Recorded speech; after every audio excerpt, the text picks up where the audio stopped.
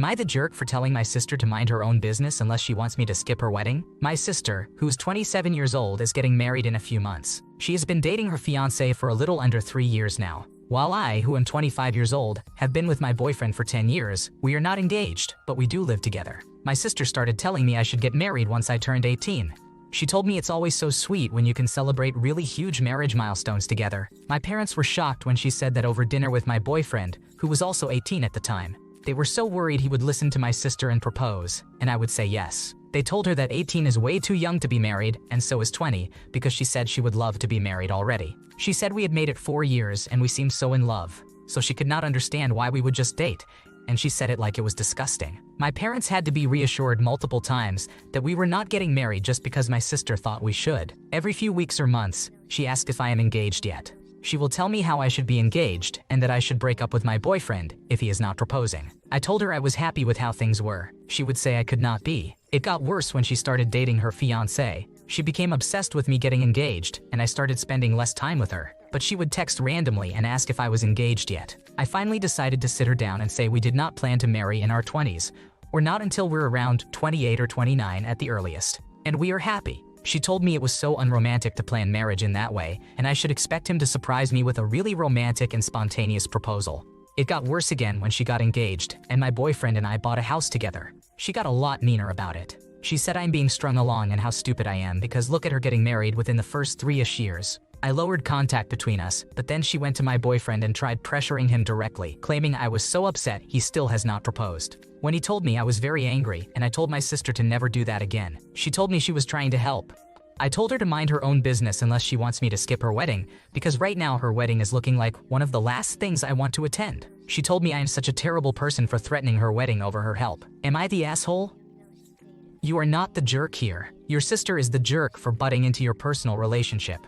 If she keeps this up, it could really ruin things for you. Honestly, brace yourself because the worst is yet to come. Am I the jerk for making my child pay for their own room? I am a single mother of 5 children. 16-year-old male, 14-year-old male, 10-year-old male, 9-year-old female, and 7-year-old male, renting a 3-bedroom house. Up until 2 months ago, the 2 eldest boys shared a room, the 3 youngest shared another room, and I had the smallest room. For the last few years, my eldest complained non-stop about having to share a room with his younger brother. Most of his friends' parents are wealthy, so he constantly compares our situation to theirs. He started working when he was 14 years old, a few hours a week, for a little extra money. Now at 16 years old, he works a lot, more than I would like, and this summer he has been working basically full-time. He is not too bad with his money and actually saves some of it, but the rest goes to video games, clothes, shoes, and junk food. 2 months ago, my son and I were discussing his distaste for sharing a room with his brother, and he said he would drop out of school now if it meant he could move out into his own space. I told him I had looked at 4-bedroom rentals in our area, but they were just too expensive. He asked if he could pay the difference if we did move. I told him no because during the school year all his money would be going to rent, not his savings and spending money. That obviously would not sit right with me. However, we did come up with a compromise. For $50 a month he could have my bedroom and my 10-year-old could move in with the 14-year-old, and I would sleep in our living room. Our couch is already a pull-out. This was 2 months ago, and we already made the switch, and everybody is happy with the new setup. All the money my son is paying me is going straight into my Christmas savings, and then after Christmas it will go into a summer trip savings. I recently told some of my friends what I was doing, and they are against it. They think I am wrong for taking any amount of money from my kids, and a couple of them said I should have just given him the room without making him pay for it. They make some good points, and I do not totally disagree, and it makes me feel like I am in the wrong. My 14-year-old son is also unhappy about the arrangement. He thinks it is unfair that his older brother is getting his own room and that the middle brother should have stayed in his old room. I can see how he feels it is unfair that his older brother has the chance to pay for his own room when he, or the other kids, does not have the same opportunity. It seems bad to renege with my oldest now, but I am not sure if I made a mistake agreeing to this. Am I in the wrong? Your eldest wanted his own space, and you found a solution that works for everyone without breaking the bank. He gets privacy, you get some help with expenses, and everyone else adjusts. But the fairness aspect with the other kids needs to be addressed.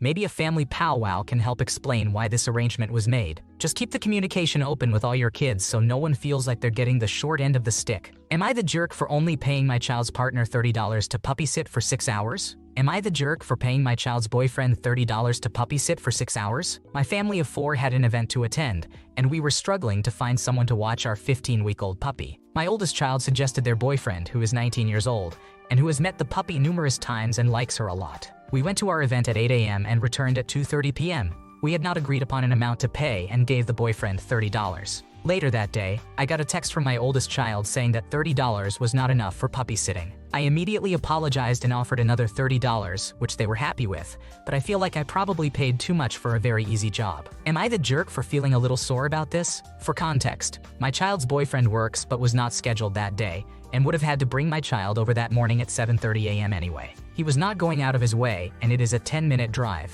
I regularly buy both of them groceries, take them to movies, lunch or dinner, and recently checked the battery on his car and bought everything necessary to clean off the corrosion and get the car running. I have never asked for them to pay anything and never will. The gig consisted of watching a very cute 6-pound puppy who sleeps 14 hours a day. He did not have to feed it, only take it out a few times. He did this from our air-conditioned home with full access to myriad streaming services and a completely stocked refrigerator that he was allowed to eat from, which he did so reasonably. My child suggested their boyfriend to puppy sit, but we still had many options left to explore, including family and friends, who would have either happily accepted $30 or would have refused it. My child's boyfriend offered us tickets that he got for free from friends to something we will be attending later in the month, so the $60 comes to a wash if we actually get the tickets. I am just trying to figure out how I should feel about all of this in principle. I am not angry. I love my child and I like their boyfriend. I just feel weird and uncomfortable about the whole thing. Paying $60 for 6 hours of dog sitting does seem high, especially when standard rates are considered. It always gets tricky dealing with friends and family in these situations. Some people will see it as a favor, and others might think they're owed something for their hospitality. Next time, crate the puppy for a while. It's often healthier for them to have a safe space to rest. Am I the jerk for getting engaged too close to my friend's engagement party? I am planning on proposing to my girlfriend in the next few weeks. I am very excited, but just found out not everyone is. 5 months ago, my friend proposed to his fiancée in March of 2024. Right after, he had an engagement party with close family, so my friends and I did not celebrate with him that day. His fiancée and he planned another, larger engagement party at his house for next week. Coincidentally, my girlfriend's birthday is the same day. I had previously booked a trip for her birthday, during which I plan on proposing. It is not the same day, and she has told me she would love if it was on the trip. She knows I'm proposing in the coming months. I had other ideas to propose, such as in October at more local places, but availability and vision didn't work out, so I decided to do it on the trip. Some background, my friend is getting married on August 8, 2025. My girlfriend and I have kind of started planning a wedding in her home country, and we picked the latest date possible for the non-rainy season, which is October 4th. I have somewhat kept my friends in the loop that this was the plan. Yesterday, my girlfriend texted my friend's fiancé informing her we wouldn't be able to make it, and that we wanted to send something from their registry. Fiancé texted back that it was okay, and we'll all get together soon, which seemed fine. My friend texted me 10 minutes later asking to talk. Apparently his fiancée is upset I am proposing the week after their engagement party. He didn't explicitly say she was upset about the wedding dates, but he hinted that she's also upset the wedding would be close to theirs, August 8th versus October 4th. I understand not wanting to feel like your day isn't special. I'm just kind of upset about the situation. We don't have many mutual friends. All the people that will be at their party and wedding are not really my friends, nor will they be at my wedding. The only overlap is my friend and his fiancée, and 3 of our close childhood friends. The rest of their 140-something guests are not crossovers, nor are my 45 other guests. I thought their first engagement party was the serious one because it was at a nice restaurant and apparently was expensive. I probably misunderstood this and shouldn't have, since they sent the formal invitation for the engagement party next week. I would never purposefully try to plan my events near my friends' events, and I tried not to do it here, but due to the pre-planned trip it seemed to make sense. Am I the asshole here? You did nothing to deserve criticism. Your friends don't get to lay claim to all these dates near their celebratory events. It's just ridiculous. It seems they don't want anyone to have anything to celebrate for an entire year and a half. Go, enjoy your trip and don't stress out about nonsense. Am I the jerk? Couple on a recreational trail told me to turn around because their dog is dangerous. I was running my normal route on a local recreational and bike trail in a tourist town. The trail is popular for walking, cycling, dog walking, swimming, and bridge jumping. There are multiple small bridges that are about 30 feet long and can only safely fit 2 people wide. It is common for tourists unfamiliar with the trail to rent bikes or walk after dinner and drinks. Additionally, local kids, including a group of 13-year-old boys, frequent the bridges for jumping, and a daycare uses the grassy areas. It can be frustrating to use the trail as many are often oblivious, but it is expected in the area. I stopped my run to stretch my foot on one of the bridges, but saw a couple of heads bobbing on top of it. I decided not to stop there as it seemed like a bad spot, and others were around. It is a blind corner right onto the bridge. I walked onto the bridge and saw a man and woman with a dog about halfway across. The woman was waving at me, but I ignored her at first, thinking she was going to ask for directions or something, and I wanted to get back to my run. Then she got in front of me with her hands in a stop position and asked me to turn around and get off the bridge. I stopped because I thought there might be an emergency ahead, but then they said, "This is a trained protection dog, and we are giving you courtesy by asking you to turn around so it won't bite you. The bridge is narrow, and he may see you as a threat." I just stood and stared at them for a bit, saying nothing. They kept saying the dog is dangerous, and for my safety, I need to turn around and let them pass because it may bite.